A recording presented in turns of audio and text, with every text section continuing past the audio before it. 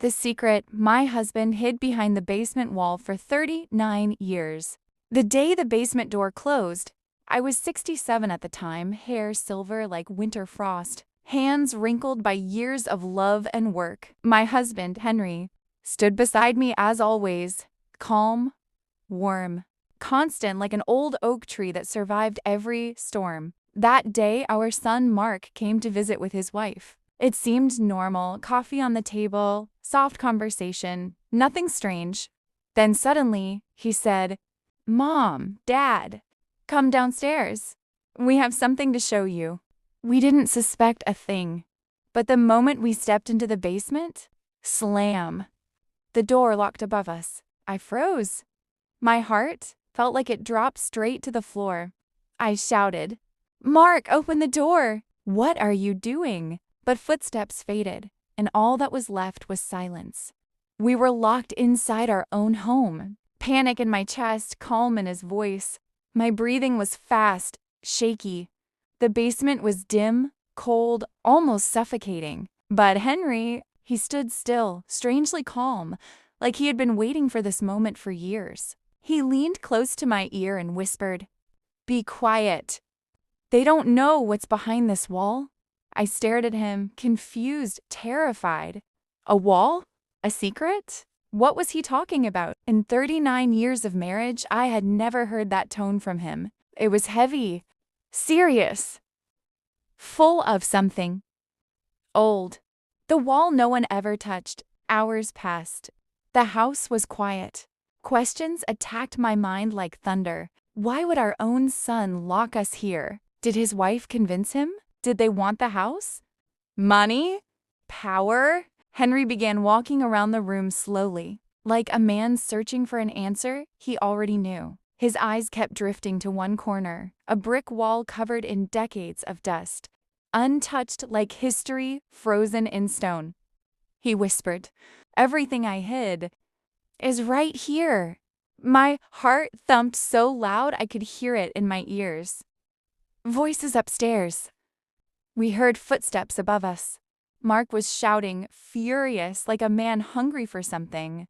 Through the floorboards, we heard, "We need that money. As long as they're alive, nothing is ours." My chest tightened like someone grabbed my heart with bare fingers. The boy I fed, raised, held through fevers and nightmares, was ready to throw us away like old furniture.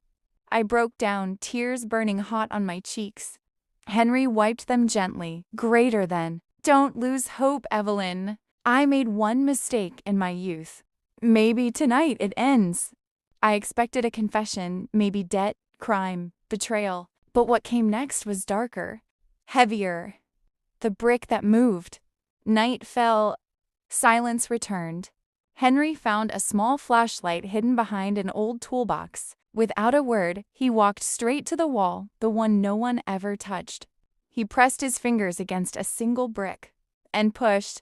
Crack, scrape, pull. The brick slid out like it had been waiting for his hand for decades. Inside the dark, hollow space, something metal glimmered under dust and cobwebs. A steel box. Heavy, old, locked. I swallowed hard, greater than. "Henry, what is that?" He pulled it out, arms trembling from weight, not age. He opened it, and inside was something that felt like the air had been punched out of my lungs. The secret from 39 years ago. The rusty box held bundles of old cash, a leather notebook, a pistol, a faded photograph, 3 men in their 20s. One of them was Henry. My world spun. My husband, the gentle soul I believed I knew completely, had lived an entire life before me. He opened the notebook. On the first page, "If this secret ever surfaces, everything will change. Henry, please tell me the truth." He sat on the cold basement floor. His eyes were wet, haunted, greater than. I witnessed a bank robbery in 1986. I was young, reckless. 3 of us were involved. 2 died. I survived and I hid the money. I never used a single dollar. Fear and guilt kept me silent all these years. The truth crashed through me like a storm. My husband kept this buried inside him. Not for months, not for years, but almost 4 decades. Suddenly, the basement door creaked. Mark and his wife came down. They saw the box. Their eyes were hungry. Greater than. So this is what you were hiding? All this money belongs to us now. I stepped forward, voice shaking. You locked us down here for money? His wife smirked, greater than. You're old. You don't need any of it. We do. Mark reached for the box, but Henry lifted the pistol first. The room froze. Silence thicker than darkness. Mark took one step forward.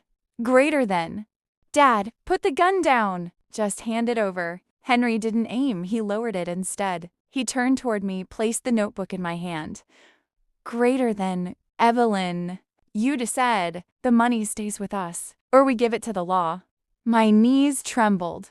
My son, blinded by greed. My husband, drowning in guilt for 39 years. I looked at both of them.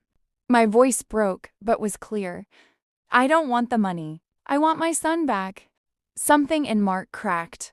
His eyes softened, as if the greed slowly left him and a child returned. He stepped back. He put the box down, and for the first time, he cried. We walked out of that basement, not as victims, but as a family reborn through fire. Henry returned the money to authorities. He confessed everything. The law forgave him because of time and because he never spent a cent. Mark apologized, truly, deeply. He stayed with us. He took care of us, loved us. The secret that could have destroyed our home ended up saving it, because in the end,